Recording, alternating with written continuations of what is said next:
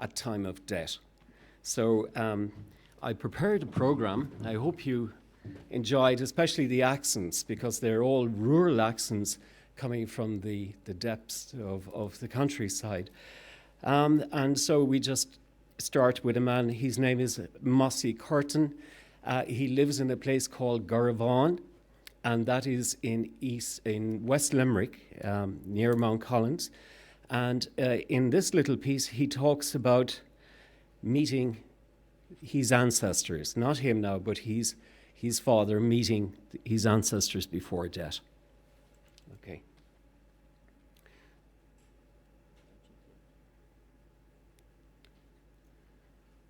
Is it going to work? Yep. He was coming home from roving in the house across there. He was over at Michal Collins. Just over the hills. Over the hill. Yeah. And he come in the passage when he came inside the gate here. He was put string around the field there. And he was supposed to have met a lot of ghosts, or he was supposed to have met a lot of people that were dead for a long time. He was supposed to have met his own father and his two of his own children that had died shortly before that. He was supposed to have met an old friend of his then, a man out there from Nakatoon. Bill Tom Jack he used to be called. I think his right name was Bill Rahilly. Finally, anyway, he scrambled home and he took to the bed, and about 3 weeks or so after he died. Well, immediately some places, the person. Right, so they're all very short, and I hope you can follow the theme.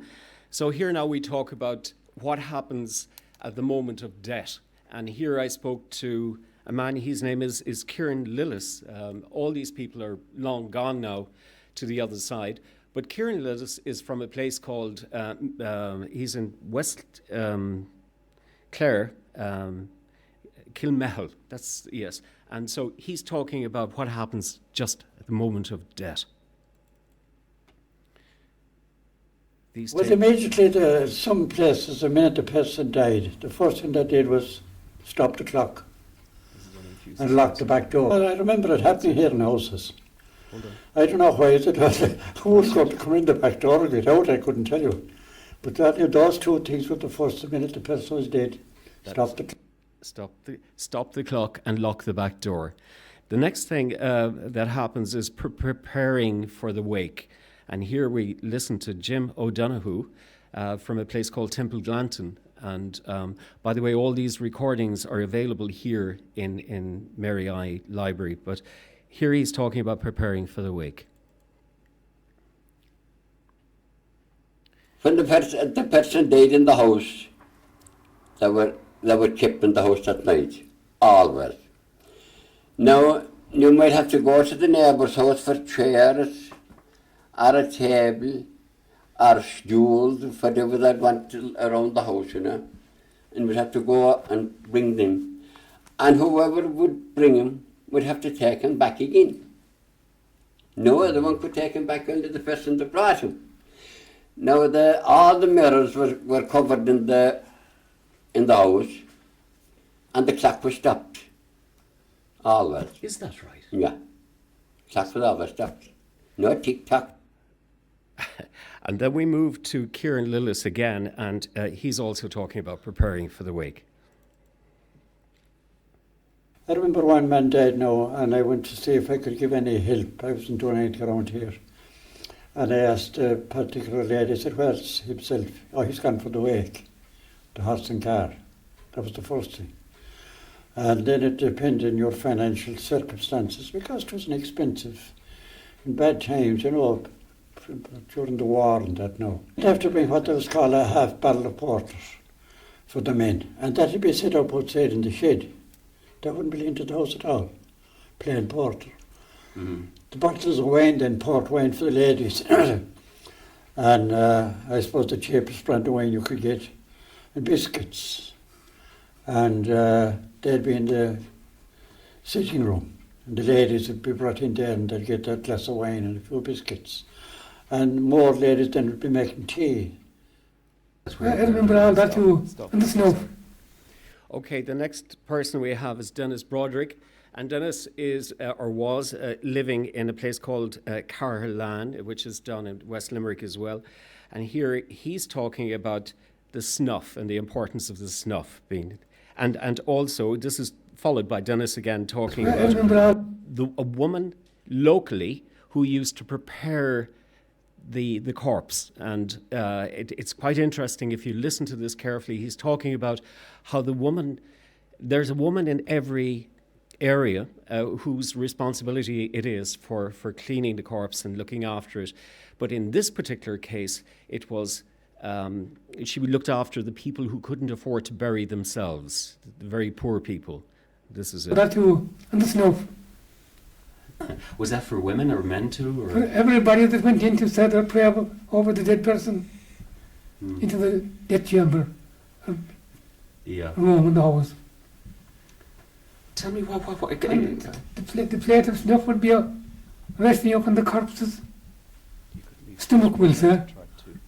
You're joking. Oh yes. Corpse was laid out to it, I remember all. I was at many of them things. And I knew a woman then that used taking any poor old creatures that had no home, no fixed to board. She'd wash them and feed them and wait till they die maybe. And take care of them and lay them out in her own house and hold the wake for them. And I was at them kind of wakes. The dead person would be laid out up on the kitchen table. Not yet. There was a special woman in every parish. Sorry, and we moved on again to Sneem in West Kerry, where I met Dennis White. And Dennis said he agreed that that there was a woman locally who did look after the person when the person died. And I knew a woman then that used. It's the next one.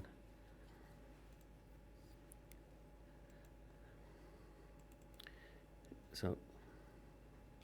There was a special woman in every parish for to do that, And of course there was special women for to lay out the corpse when they died, That's in for those women, there were special women for to do that.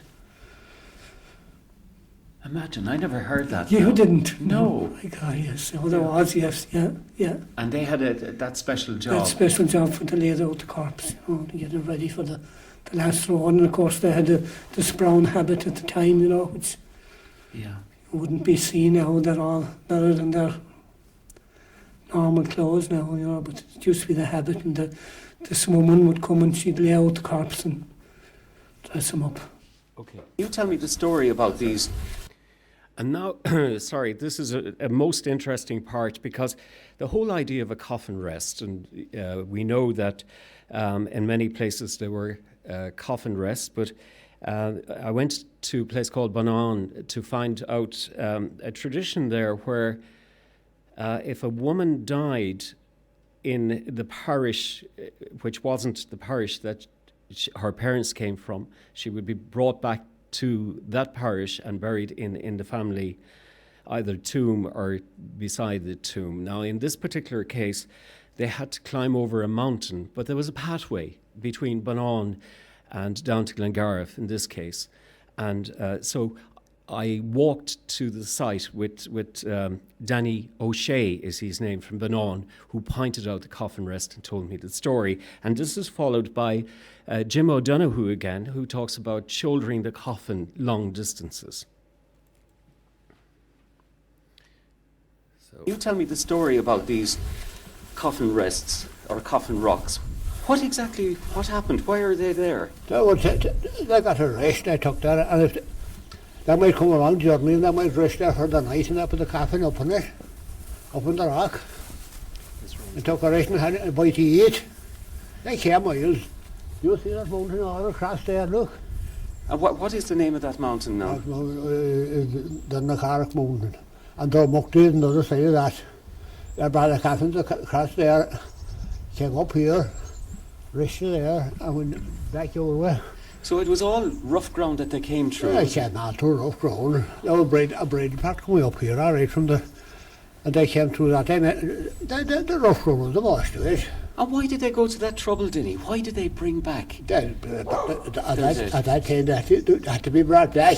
And they're all in a place. They'd be brought 30, 40 miles.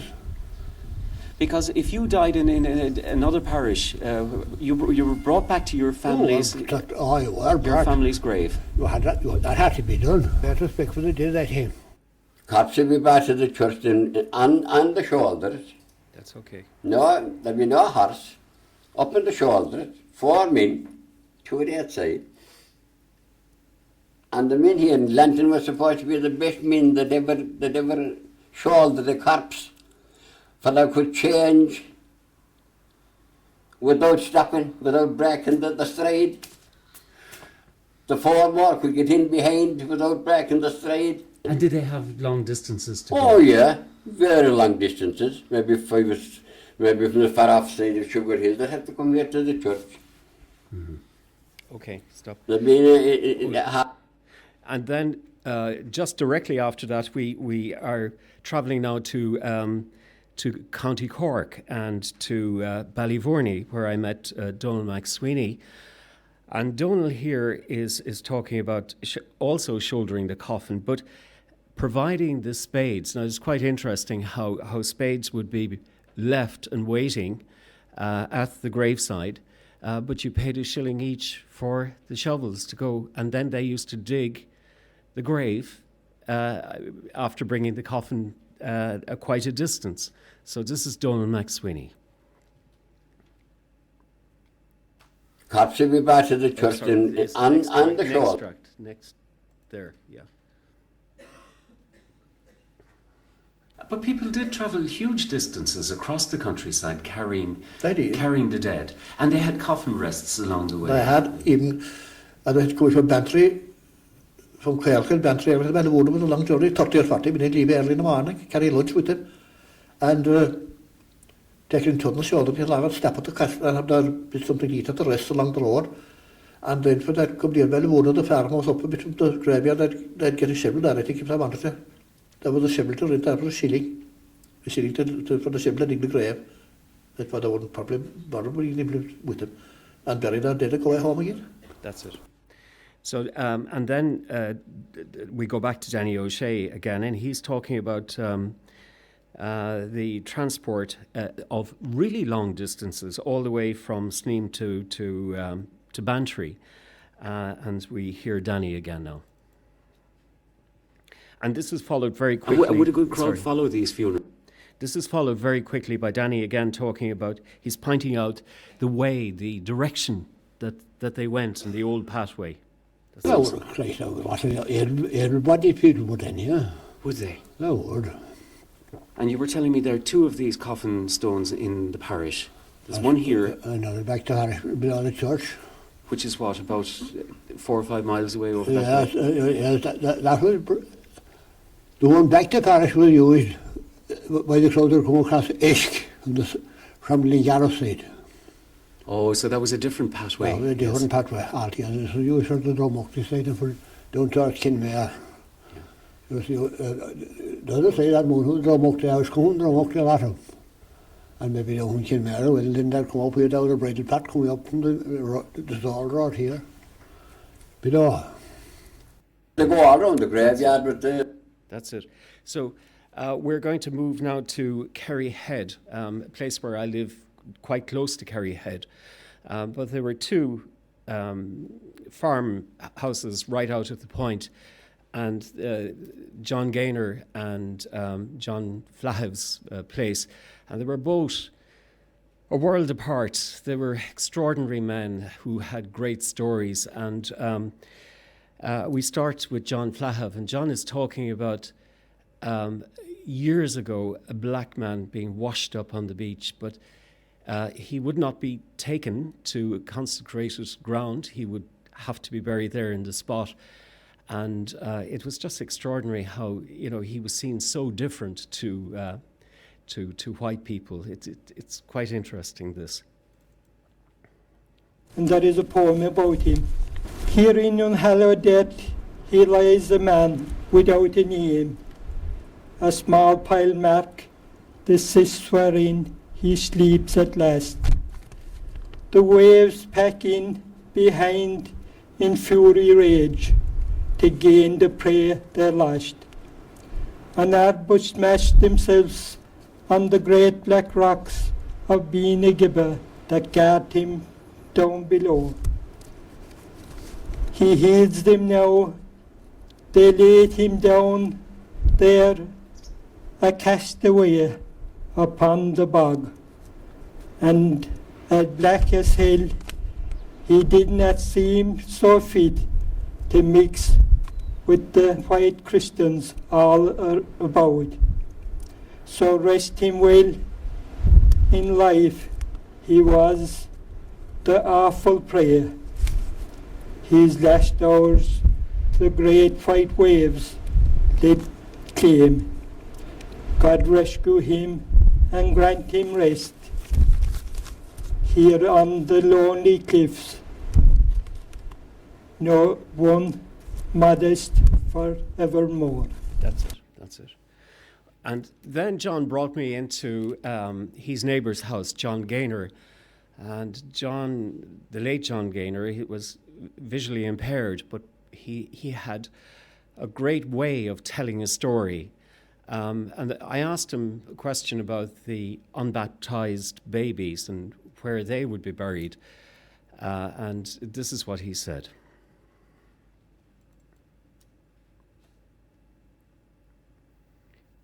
Do you remember that time, John? Do you remember when people were burying unbaptized babies? I had two twin sisters buried there. Did you? I do. Yourself? I had. Like, who would bury were they buried, between dusk and dawn, or were they buried? No, they were buried in the middle of the day. Yeah. They just died, made little coffins for them and took them down there. Had a funeral. Yeah. I had twin sisters. There were two more twins. There were Mahanies as well. There were several babies buried there. There was other outside of Cordons as well, but they're buried outside the stone wall. outside the stone wall. Yeah. There is. Okay. Joe Lucid now was buried there. P.T. Dunn. And then John continues, and he spoke about this Corridons. It was a special gravesite for the one family, the Corridons, and went back generations in a place called Keel, which is out there in Kerryhead. But he said a blue light would be seen when one of the Corridons died, or just before the member of the family died, but not just in Ireland, but also abroad in Europe, which is extraordinary. And this is exactly what he said. It's 17, I think. No, it's 16, sorry.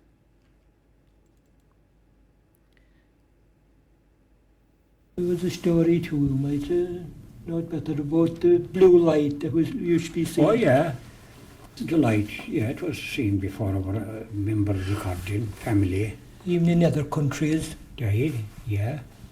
that see the blue light before Cordon died. Would die, is that right? Yeah. Did your brother of mine see it, will he? It is. He did. It was just went along, I believe, partly just over the... Hovering over the hovering ground. just low over it. Moving west-like or something.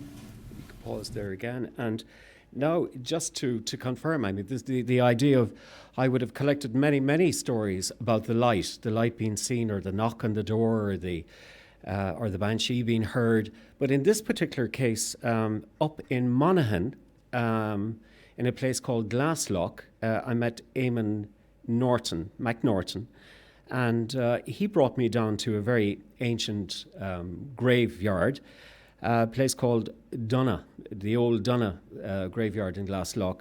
And so he talks about this light, and I think this is fascinating, so this is it. You said there was always a light would be seen. Well, that's another myth or legend, whatever, there was always supposedly a light would shine in the graveyard here, be seen from looking as you can see. It is on a hill, and a light would be seen in it there before a death. Before the person actually died? Before someone, no, it wasn't no one who would die, but before someone would die, there would be a light shining in it. Do you have seen that light yourself? No, I've never seen the light, but I have no people that have seen it. I remember it. And now we return again to West Limerick, and many years ago I went into the county home in Newcastle West, and I met a man in there. His name was John Histon, and John was he left me with so many stories, and he was just a wonderful man to visit. I used to visit him quite often, actually, and collect quite a lot of material from him. But in this particular case, he was talking about keeners. Now, I heard other speakers talk about keeners this morning, but what he pointed out to me was very interesting. He said that the language, they had a special language in wailing or in chanting, and in this chant, there were many Eastern meanings to the words, which were in Irish, but very interesting. I remember is what they call him. Bequeenta, you know. Well, there's the crown. Yeah. That's several of my person. They come in and take that turn. What's that for them? That will be paid. Well, that's nice, boss. Mm-hmm. These were people who used that They actually. came in, they had a special vocabulary. Mm-hmm. He said, you wouldn't have, it was Indian Turkish. They had it. Indian, It was Turkish, Indian Turkish. and these were. But Irish. They were all in the Quinta. That was gone back to the time of the time of the persecution in this country. They were put out. Okay. And this is supposedly the man who... That recording, I would really recommend that to anyone to listen to all of that. And again, I'll give you information about these afterwards. The next person, we go back to Eamon Norton again, and this is in County Monaghan, and he brought me to a gravesite which actually he said that there was a curse put on the person who had been buried in this particular grave. And he said the curse was that the person would never rest in his grave. He would turn upside down, literally. So it was quite interesting, actually, because I was there and I saw that the whole big heavy slab stone was upside down and kind of buried sideways into the ground. So this is Eamon telling me that, and he continues then to go on and tell me about how a priest came and tried to get the whole thing sorted by putting the grave slab back up again. But what happened was the grave slab 2 or 3 days later had turned over again. So this is the story. And this is supposedly the man who turned in his grave. The stone was laying flat like this, but turned around. You can actually see the writing going down into the ground. Tell me the story about this. Well, to my knowledge, I've always been told the story that he was a landlord who evicted an old woman from her house, and she cursed him that for all his greed that he would never get the breath of his back whenever he died. So we go to Not enough land to cover his back. So the evidence is more or less there. The headstone was like this, lying flat. The same as this. This was another Johnson. Charles Johnson. It's hard to make out there's a date. You can see the date more clearly if we go. But this stone was lying flat alongside of this one here, and it turned over. Supposedly, back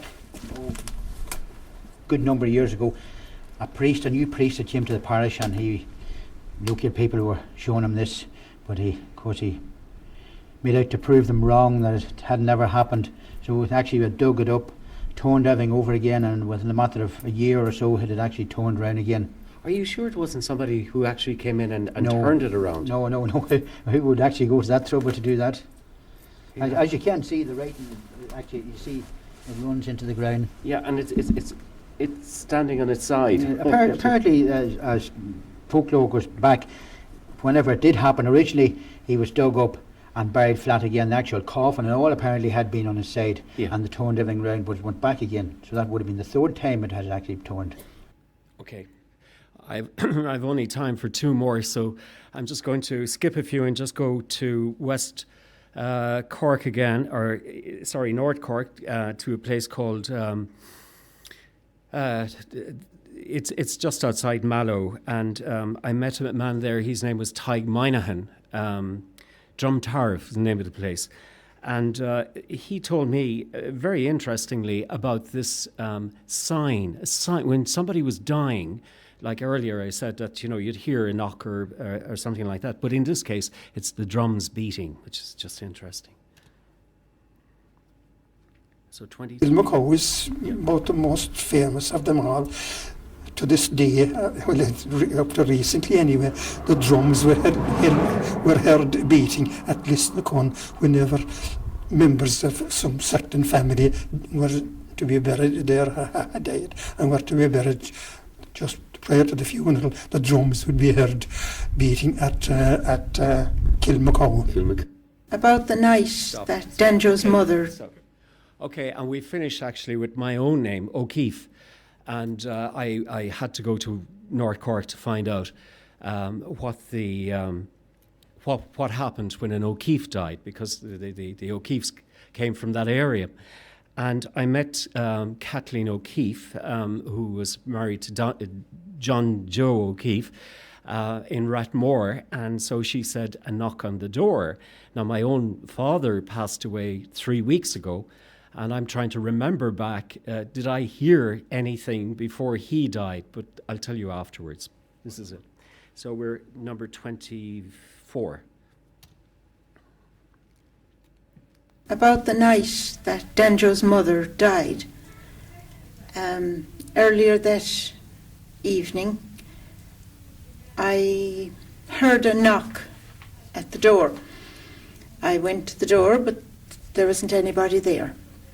And our eldest girl, Catherine, ran in to see her grandmother before she'd go to bed, and she came out and she said, Mammy, there's something wrong with Nana. So I went in, and Nana was dead. Around 2 o'clock that night, I was coming downstairs, and I heard Danjo's cousin saying that at 8:30 they were sitting by their fire in Rathmore, in their home, and there was a knock at his front door. He went to the door. No, there wasn't anybody there. So later, somebody came to tell him that his aunt was dead. So that, when I heard this, I said, oh my goodness, I heard the same knock, possibly at the same time. But sometime later. So that's where I think my time is cut very short, but just I did actually, I was recording somebody roughly around the time my father died. It was actually 3 o'clock on the dot. And I remember it quite well because I heard some strange noises. Now, there was nobody in the house, which is very strange, but was it a knock? I don't know, but it was certainly a very strange noise. And when I finished recording, the phone rang. My brother was on the phone. He said our father had passed away. So I didn't say anything or do anything. And my brother asked me afterwards, did I hear anything? And I said, yeah, there was nobody in this place. And I was interviewing this man and I heard strange noises outside. So you don't know. But I love the whole idea of folklore and collecting stories and memories. I think they're very important and we can learn so much from oral histories. So if you want any more of this information, you can go on our website. It's irishlifeandlore.com. and you can download any of those interviews. And thank you very much.